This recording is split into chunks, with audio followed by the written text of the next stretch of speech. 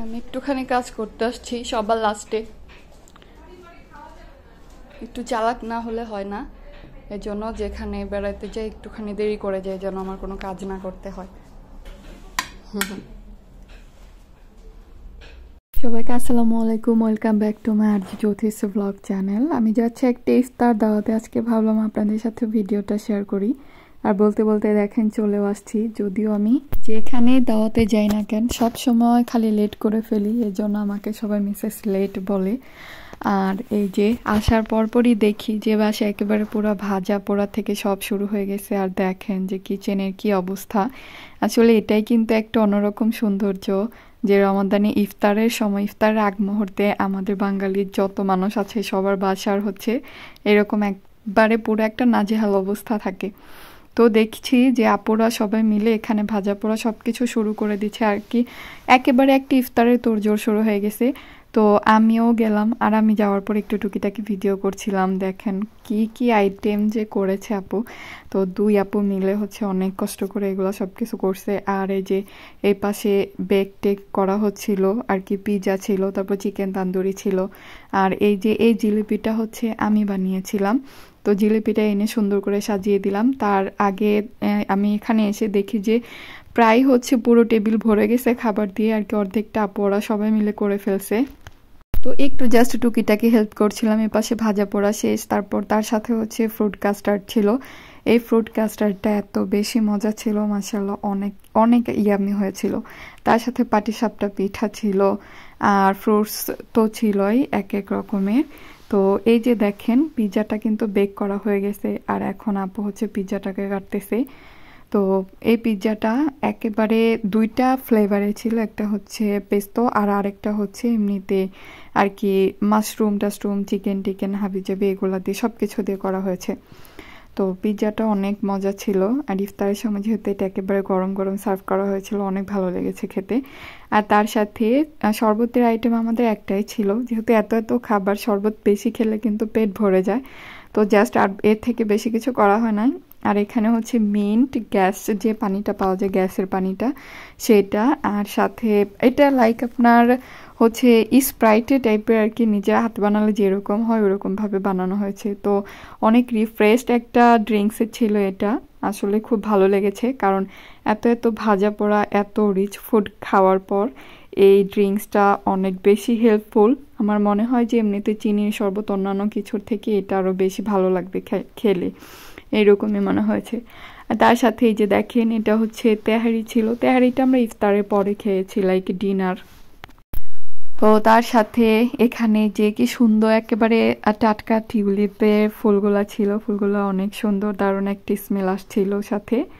আর দেখেন আপুর হাতে, নিজের হাতে সিঙ্গারা বানানো, তারপরে ছোলা বুট প্যাটিস আর কি, এমন কিছু নাই যে বেচারি না করছে। অনেক কষ্ট করে একেবারে দুপুর থেকে সারাক্ষণ শুরু করে রান্না বান্না করতে করতে এই যে ইফতারি টাইমই হয়ে আসছে। তো আমি যখন যাই, যাওয়ার পর ওরকম হেল্প করার মতো কোনো কাজই পাই নাই। আর হয় না যেমন আমি একটু চালাক আর কি, একটু তাড়াতাড়ি গেলে তো আবার কাজ টাজ করতে হবে, আসলে ব্যাপারটা ওই রকম না। আমি মজা করে বললাম। আর আপুরা আমাকে সবাই এত ভালোবাসে এত আদর করে যে আমাকে দিয়ে কখনো তারা কোনো কাজ করায় না। উল্টা হচ্ছে আমি দেরিতে গিয়েছি রাগ একটা কারণেই, যে আমি কেন আরও তাড়াতাড়ি যাইনি, বাট আমার কেমনে জানি লেট হয়ে যায়, আসলে আমি নিজেও বুঝতে পারি না। তো এই যে পাশে অনেক আবার সুন্দর একটা কিন্তু কেকও ছিল, কেকটা আরেকটুখানি পরে দেখাবো। আমি ক্যান্ডেলগুলো জ্বালিয়ে দিলাম। আর এইদিকে হচ্ছে যত যত খাবারগুলো ছিল যে সব দেখতে পাচ্ছেন, আলুর চপ, বেগুনের চপ, তারপর হচ্ছে পেঁয়াজু, দেন আরও কি কি যেন ছিল, পেস্ট্রি ছিল সাথে। আর এখানে আপু আরও সাজাচ্ছিল, সুন্দর করে গোছাচ্ছিল সব কিছু, স্যালাড এগুলা যাবতীয় কেটে দিচ্ছে। আর যে কেকটার কথা বলেছিলাম, তো এই যে ওই পাশে হচ্ছে চকলেট কেকটা আসলে আমি ট্রাই করি নাই, যেটা সত্যি কথা, যে এত এত খাবারের পর আর মিষ্টি জিনিস আমার কোনো কিছু ট্রাই করতে ইচ্ছাই করছিল না তখন। তো জাস্ট একটুখানি পেস্ট্রিটা ট্রাই করেছিলাম। আর এই যে যখন নাকি আজানের সময় শুরু হয়ে যাবে, তো তার আগে আমরা সবাই ক্লাস নিয়ে যার যার মতো করে আর কি এখন বসবো। তো ইফতারের প্রায় 5 মিনিট আগে আমরা টেবিলে চলে আসি। তো চলে আসার পর আবার টুকিটাকি একটুখানি নিজের হাতে গোছাই সবাই মিলে। তো গোছানোর পর হচ্ছে এখন ইনশাআল্লাহ যে সবাই ইফতার করব। আর আরেকটা জিনিস দেখেন, যে এটা হচ্ছে আপুর ব্যালকনি থেকে বাহিরের ভিউটা, আমাদের পুরো সেন্ট্রামটা একেবারে দেখা যায়। আর ভিউটা এত সুন্দর, তো চিন্তা করেন এত সুন্দর একটা ভিউয়ের সাথে হচ্ছে আপুর ডাইনিংয়ের যে জায়গাটা সেটা। তো আমরা এখানে বসে বসে ইফতার করছিলাম, আর বাইরের ভিউটাও অনেক জোস লাগছিল। তার মধ্যে সেই দিন আপুর বাসার নিচের সেন্ট্রামে হচ্ছে বিশাল বড় একটা মেলা হচ্ছিল। তো মেলার যে আমেজ, আর এইদিকে হচ্ছে আমরা ইফতার করছি, আর একটু পরপর বারান্দায় গিয়ে দেখছিলাম যে ওরা কি করতেছে সবাই।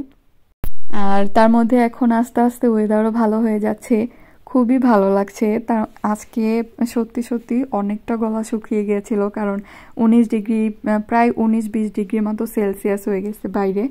আর আমি বাসা থেকে হেঁটে আস্তে আস্তে আমার অনেকটা লেট হয়ে যায়, তো প্রচুর পরিমাণে পানি পিপাসা পায়। তো যাই হোক, আলহামদুলিল্লাহ আমরা অনেক সুন্দর করে সবাই মিলে একটা ইফতার করলাম। ইফতারের কিছুক্ষণ পর সবাই যখন মিলে যে গল্প টল্প করছিলাম, এর কিছুক্ষণ পর আমাদের আবার চায়ের ক্রেভিংস হয়। আর আপু তো চা না খাইয়ে আমাদেরকে ছাড়বেই না। আর এটা হচ্ছে টার্কিশ টি, আরেকটা ভিডিওতেও দেখিয়েছিলাম যখন আপুর বাসাতে আমরা দাওয়াতে গিয়েছি, এমনিতে দাওয়াতে গিয়েছিলাম, তখনও কিন্তু এই চায়ের রিভিউটা দিয়েছি। তো চাটা অনেক মজা। তো আমি আবার একটু তেতো চা কম খাই, বাট আমি তারপর অল্প করে ট্রাই করেছি। তার মধ্যে এই যে পেস্ট্রিটা তখন ট্রাই করি নাই, বাট এই যে ইফতারের পর যখন চা খাচ্ছিলাম তার সাথে সাথে এটা একটুখানি খেয়ে দেখলাম যে কেমন লাগে। তো এখানে আমরা সবাই মিলে খাচ্ছিলাম আর কথা বলছিলাম, গল্প করছিলাম, খুবই ভালো লাগছে। আসলে কি জানেন, যে বিদেশ বাড়িতে বাঙালিরা যখন আমরা একসাথে হই, যে কোনো একটা ইভেন্ট, অকেশন, কোনো একটা দাওয়াত, এইসবের মধ্যে না তখন অনেক বেশি ভালো লাগে, নিজেকে একেবারে মনে হয় যেন পুরো হারিয়ে ফেলি। তাছাড়া রমজানে একটা জিনিস দেখবেন, একা একা যখন ইফতার করতে বসবেন তখন কিন্তু অনেক বেশি মন খারাপ হয়, কষ্ট লাগে, বাসার কথা, বাড়ির কথা, সবার কথা খুবই মনে পড়ে। যে দেশে থাকতে আমরা যত যাই হোক না কেন, পুরো ফ্যামিলি সবাই একসাথে টেবিলে নিচে যেখানে খুশি সেখানে বসে যে বিশাল বড় আয়োজন করে একটা ইফতার করতে পারতাম, সেই আমেজটা কিন্তু আমরা বিদেশ আসার পর প্রত্যেকটা প্রবাসীরাই হারিয়ে ফেলি। বাট আলহামদুলিল্লাহ যে আমার আশেপাশে কিছু এইরকম সিনিয়র আপু আছে যাদের জন্য নাকি আমার কোনো রমাদানই ওই রকম লনলি ফিলটা হয় না।